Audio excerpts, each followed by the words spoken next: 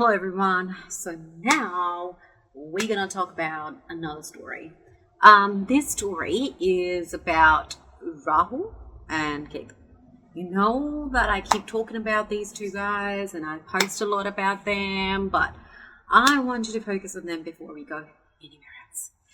Because I can talk about Jupiter all day. I can talk about Saturn's path, and I can talk about Mercury in your chart, and your intelligence and the money and da-da-da. But I want to talk about my way of astrology and giving you the fruits of astrology is a bit different from superficial astrology, as opposed to here is your money problem solved, here is your this solved, here is your that solved, and okay, don't marry this, okay. I will never talk like that, because to me, okay, why are we even solving the small problems when we haven't touched base into the depth? Let's not cure the symptom. Let's talk about where it all started. Where is the epicenter and how did it all got generated? Okay? How did your soul come to life into a human body? And where is it going to go? Where do people go when they die? I don't know that, right? But I know one thing who decides that in astrology, and that's Rahu and Ketu. Something you cannot see. Mysterious planets, shadow planets, serpents of the zodiac belt. Or your solar system. The reason why I call them serpent is because Rahu is, in mythology, is called the head of the serpent. And Ketu is the tail of the serpent, okay? And the deep serpent of the ocean, the one who creates life. So this is the story of Rahu and Ketu. Such a pigeon just flew past me. He's beautiful. He comes here every day for food. I don't know. They come in a couple every single day. Well, there's no way to tell that they're the same guys, but every single day there's two pigeons who come and ask. They will come all the way in my house, follow me everywhere until I give them rice. And they won't eat anything else but rice, so I have to have rice grains outside. There he is. There he is. He's looking at me. He's like, what are you doing? Stop making the video. And he's brought his wife with him, or his friend. I don't know. I don't know how to tell. So let's go back to the Rahu and Ketu. It's considered that if a demon was slashed in half, as per the mythological story, right? But who is this demon and why was he slashed in half? He was Swarbhanu, who was not a demon, because in the deep mythological stories there are no demons. There is a dark energy and there is a bright energy. Both exist. One exists because of the other. One don't exist without the other. And that's the formation of the universe. So Swarbhanu was the Asura. And he wanted to be given the elixir of life that was being taken out by the gods from the ocean by actually extracting that out of the ocean. Right? It came out of the water, the elixir of life. And he came to know that it was given first to the good guys, or the bright energy, the guys who represent the bright energy. And he felt that is not fair. It's not fair. That should not have happened, because according to the laws of the universe, they should have been treated equally. So we were talking about the demon and him being slashed into half, and then I say that, well, there is no such thing like a demon in the Hindu mythology. Well, it's true, because it doesn't make sense to say that the darkness must not exist. I mean, it does, okay? So it is the yin and the yang. Chinese call them the yin and the yang. That's wisdom. Or the Hindus call them the Asuras and the Devas. So here is Swarbhanu, who felt wrongly done, because he thought, he's this dark energy, he's an Asura, and he should not have been wrongly done by not giving him the equal rights of experiencing the elixir of life coming out of the ocean. At the same time, the Devas, or the deities, or the people from the brightness, the gods of the brightness were experiencing. And he felt like, okay, what is this? Like, it's supposed to be equal, the yin and yang. So he wanted the elixir, and he turns himself into this good guy, looks like him, and enters the queue, sits there. Meanwhile, Lord Vishnu, who is the creator of the universe as per the mythology, he walks out with the in the form of this beautiful maiden, and holds the jug of the elixir that represents the stars, the zodiac sign of Aquarius, because Aquarius doesn't have water in it. It has some sort of elixir, which is mysterious. So we'll talk about that later today, not. So he walks out with that and starts pouring the elixir of life to all the good guys. And Swarbhanu, sitting there, holds his cup out. It gets filled, and he sits, and the first drop enters his body, and Vishnu recognizes him, takes the form of Vishnu back again from this beautiful maiden that he had appeared as, and then slashes his throat in half, and his body separates from the throat. But the drop had entered his throat, so he becomes immortal. And he laughs, and he said, like, I am immortal. Neither shall my body die, neither shall my face. And then Vishnu said that you thought that you were deceiving me, but that was my plan. It was my plan so that you can stand up against the unfairness. It was my plan so that the energy of standing up again for yourself, even though you are a dark energy, standing up for your rights. And that, even though you know that you may be dark, but you are essential, standing up for yourself. If you're bright, standing up for yourself. You cannot be wrongly done. I created you to create this energy in this universe. And then now the head becomes the trap. It also stands as something that traps you into this planet, the planet of illusion, because he doesn't have his body. So he doesn't know where to earth the emotions, how to let go. So if something gets stuck in your head and you can't get rid of it, that's Rahu. If anger gets stuck in your head, you can't get rid of it, you can't channelize the energy of anger, of revenge, that's Rahu. You have an idea, you can't get rid of it, that's Rahu. Even idea is Rahu. Bright ideas, out of the box ideas. See, he thought out of the box, shape shifted, and got what he wanted. Out of the box ideas.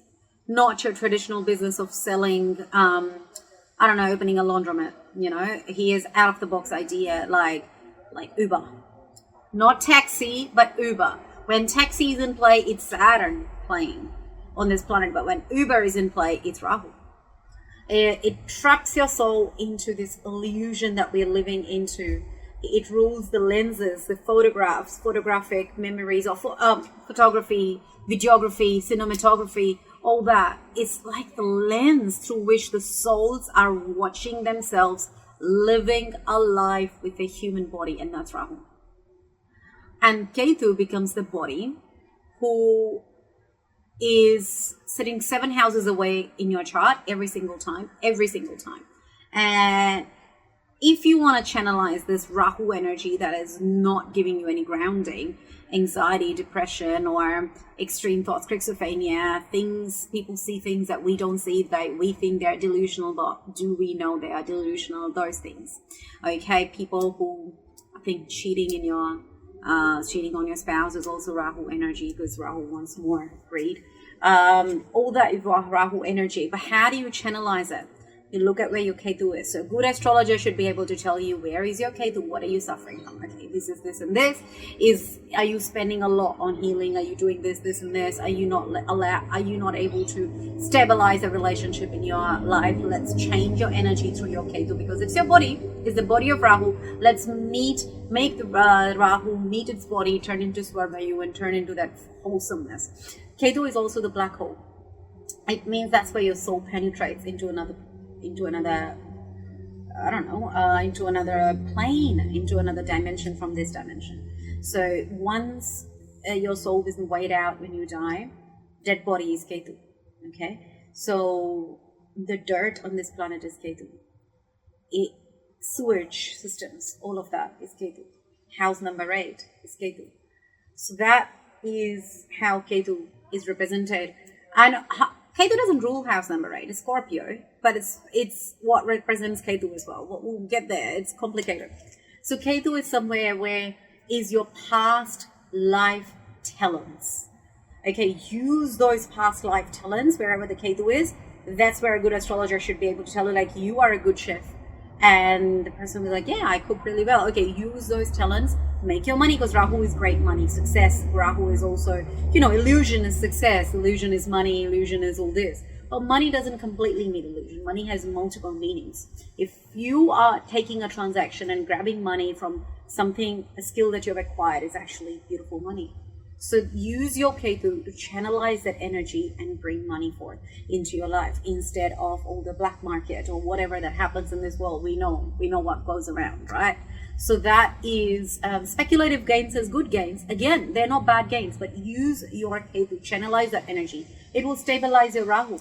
Not only that, it will give you less anxiety. It will help you with the happiness that you're after, because Ketu is something that will make you, the skills of utilizing the skills of Ketu that from your past life makes you so happy. Like doing astrology makes me so happy. Cooking makes me so happy. It's the skills of my past life. Now imagine if I'm making money from it, or if I'm having clientele out of it. Every day I sleep happy. And isn't that all that we are chasing? Every single person. Imagine you love doing accounts, I don't know, some people do. You get to do it. Find out where your Ketu is. It will tell a good astrologer where your Ketu is and what profession you should be into, and that profession will make you happy. Other activities that can make you happy, that could be even charity, traveling with your spouse. There are so many things you can do to channelize Rahu's insane energy that is driving you crazy, and even stop you from getting into infidelity, stop you from being this person who has too much energy, doesn't know what to do with it. And sometimes Rahu can push people to commit crimes. It can help you channelize it. Use your Ketu. There are so many ways to use your Ketu.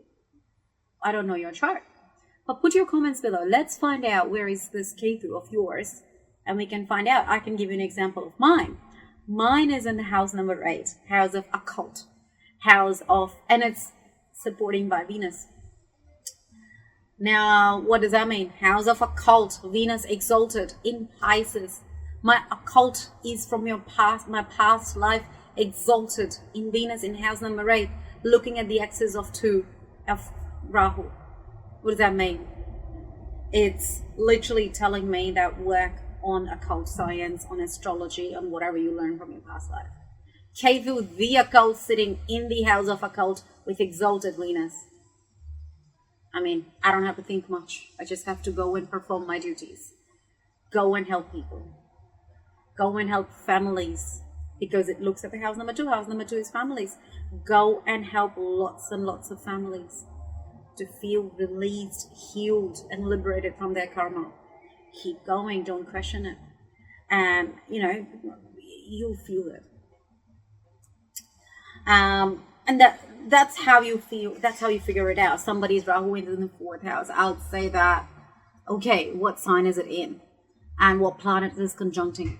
Is it exalted? Is it debilitated? It could be money through properties. 4th house Ketu can be money through properties, but I don't know. You can make way more money by working from home into speculative gains compared to working from somebody else if 4th house has Ketu in it without seeing the zodiac signs. But now that I see your zodiac, I'll be able to give you even more specific details about what else can you do with that kind of positioning. You know what I mean? You might feel disconnected from your home. You might feel like, okay, I cannot work from home. I cannot work. But you might feel like, okay, you need a home office. You may have a double mind. If once you channelize it, you'll understand, that's right. That's how I feel. I feel like if I balance it out, or if I travel for work, I love it. I must apply for FIFO. Great. That's how you channelize it. But if it's conjuncted with another planet, say Saturn, then you would love to work from home. You grounded at home. You love it. But then now the zodiac changes, and again you hate it. You hate working from home. So then what would you do? Makes you a very hard worker in your office. People love you. You don't like to be working from home. You like people.